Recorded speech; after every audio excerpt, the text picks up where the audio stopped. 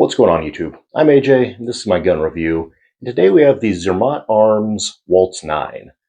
Now, the first thing you're probably noticing is that this is not a 2011. And though that's the case, this does fall in the price point and performance metrics that put it directly in line with a lot of the 2011s that I review. The performance benchmark for this pistol, in fact, was the Staccato XC. Now, as we get into this gun, let's give you a little bit of backstory. So this gun itself is designed by David Petta, who previously was the head of DC Precision, most notably with the DC-9 and DC-9R pistols, which were loosely based on Glocks. Now, about a year ago, David had reached out to me, mentioned that he watched my channel, and said that he was working on a new project that was a ground-up design.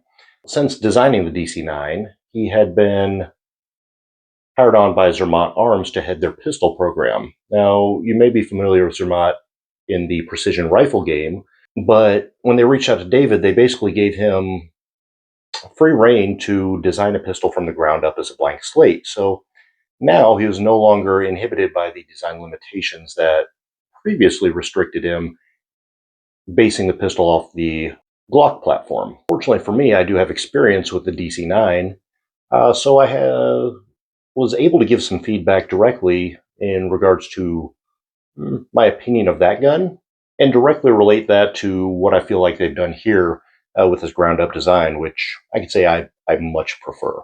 Now, for starters, the barrel, including the compensator, is going to be 5 1/8 inches. You can see it's got a pretty good sized compensator on it. Overall weight is just over 43 ounces without a magazine. It is a modular design, so the frame is going to be a full-length dust cover steel frame with an aluminum grip module that also has panel inserts. And again, before we get into the tabletop, I just want to reiterate that this is a complete ground-up design, so there is no remaining Glock architecture in this pistol. And all of the hang-ups I had with the original DC-9 have been addressed and rectified in this pistol. So, with that said, let's take it over to the tabletop, get a little bit closer look at what you're getting with a Zermatt Arms Waltz 9. All right, the Waltz 9. I like the profile of this gun. I think it looks something like HK Mark 23. Overall, very clean design. So we have a 5 1/8 inch barrel, including the compensator. Compensator has a big port in it. And understand this is not 1911 based, it's completely proprietary. I like the cocking serrations, they're very clean in design. Go just over the top, so it makes it easy to get from the top. Overall, very nice. The finish is a nitride. It's a clean matte black finish. The slide to frame fit is quite exceptional on this example, with no movement in any direction, which admittedly was a little bit unexpected, but that was the tolerance goal per David when they were creating this pistol. As you can see, no backup iron sights on this example. The optic plate overall isn't super low, but it does have before and after support on it. And overall was simple enough to mount. Moving down to the frame, this is a modular design. You can see that the frame sits proud of the slide, which allows you to use the frame kind of like a gas pedal while shooting. Also, nice finish detail here with how it's rounded up at the front. The recoil springs are Beretta 92 pattern, which I found interesting. Moving back to the slide stop, I like the design of it. Initially I was concerned that I wasn't going to be able to hit it. There's some slight serrations here, and it's fairly flush with the frame. That said, in function and in use, never caused me any issue. So overall, nice piece. Here's usually where I'd talk about the thumb safety, but just remember this isn't 1911. For me, the single biggest improvement over the DC-9 on the Zermatt Waltz 9 is going to be how it's thinned out in the beaver tail area. So the DC-9 was just a little too thick back here for my taste, whereas this fits very nicely in the web of my hand.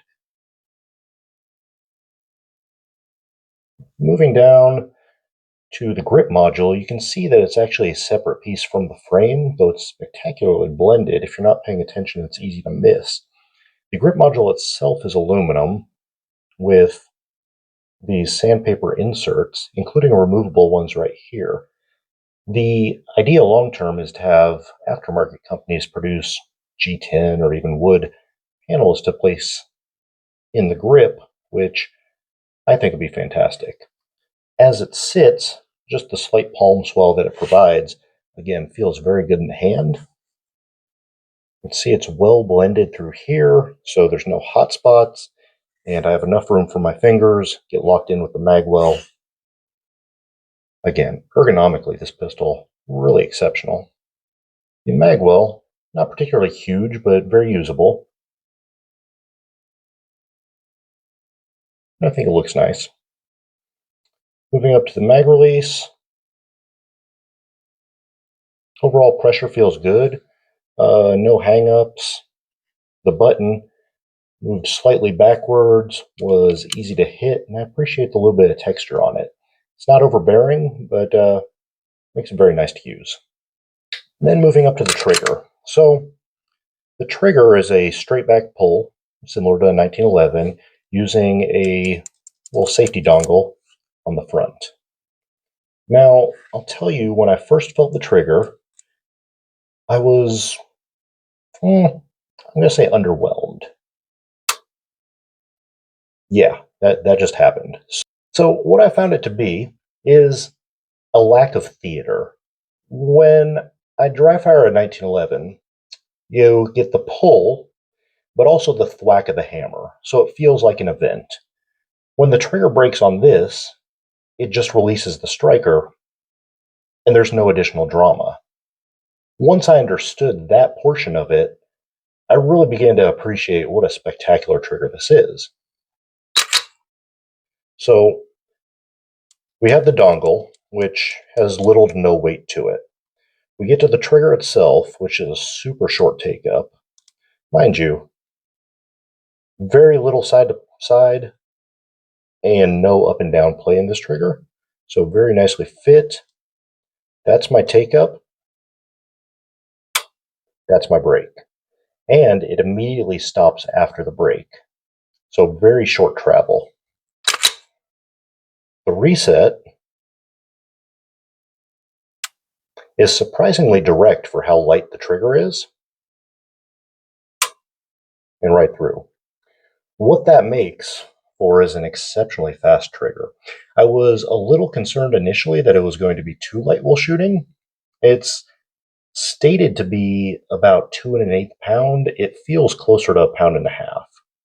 But once I actually got it to the range and started putting rounds through it, any possible complaint I might have had about the trigger was found to be completely unfounded. The trigger, nothing short of phenomenal.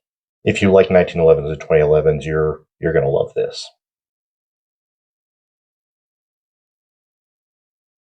You'll also note the slide stop is ambidextrous, and the mag catch is reversible. And that is the Zermatt Arms Waltz 9. But does it shoot? My god, does it ever. This gun is what I hoped the Luago Alien was going to be. Not only is it on pace with the fastest and flattest shooting guns I've used, its inherent mechanical accuracy and splendid trigger make the performance easily accessible. In fact, it was so easy that before putting it on the timer, I thought maybe my split times were just slow. Once I got it on the timer, I realized that absolutely was not the case. The gun just shreds.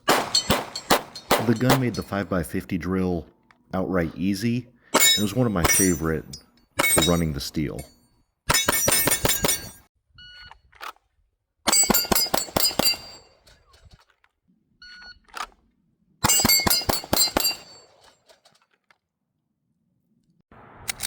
on you.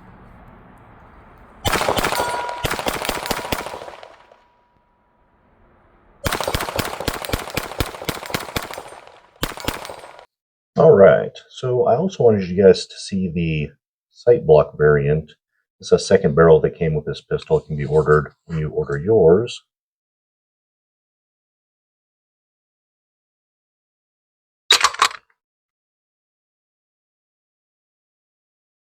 Overall, very easy to swap out. Also, I'll show you the locking block system that makes both swapping the barrel out very easy, but also maintains the excellent accuracy tolerances that Zermatt was going for with this pistol. So here we have the compensated barrel, and this is the locking block. And it fits in like this, held with a spring pressure there. Basically, that's how it locks and unlocks. Now, getting a closer look at the locking block itself, you see this wheel right here. And they have a bunch of different wheel sizes, so they can really dial in the barrel fit to make it otherwise perfect in a very simple fashion that can be easily reproduced in production. So, cool little piece of tech there. Let's take it over to the range. In this configuration, the gun still shoots very well. A little bit more muzzle movement, but I was able to achieve similar times on the plate rack. Difference being with the comp, I was obviously the limiting factor. With the sight block, I felt like I had caught up to the gun.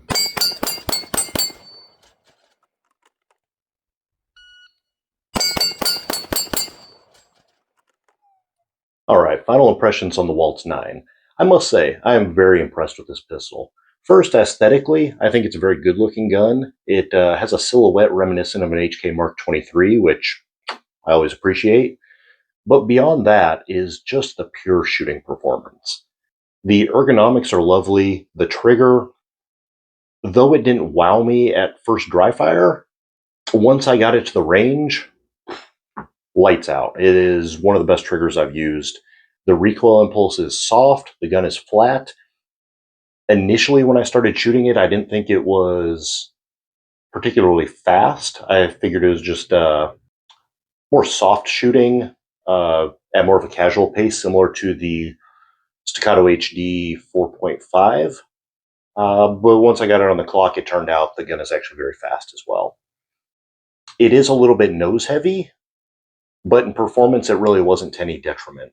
The ergonomics are very nice. I really like the removable grip panels. I see a lot of aftermarket potential for that. And the sandpaper texture on this example was really to my liking.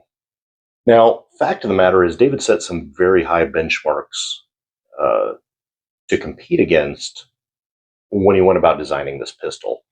Initially, about a year ago, when he told me that the benchmark was a Staccato XC, having shot the DC-9, I kind of rolled my eyes a little bit. That said, I think he achieved his goal. This is very competitive with something like Staccato XC. The fit and finish is spectacular. I really like the barrel locking system, and how they've gone about engineering it should make the system easily repeatable. On top of that, I like that they're making the spare parts, including the locking block, available. So, unlike other manufacturers who tend to have proprietary parts, you can actually have backup parts ready to go for your pistol if you so choose. And it makes having a second barrel, like the sight block barrel that was included with this one, easily available and ready to go for you. Ultimately, I think Zermatt's coming out of the gate swinging with a very solid offering here with the Waltz 9. If you're looking for a well-made, high-performance offering that takes Glock magazines, this one's definitely worth taking a look at. As always, please like, comment, subscribe, and we'll see you next time.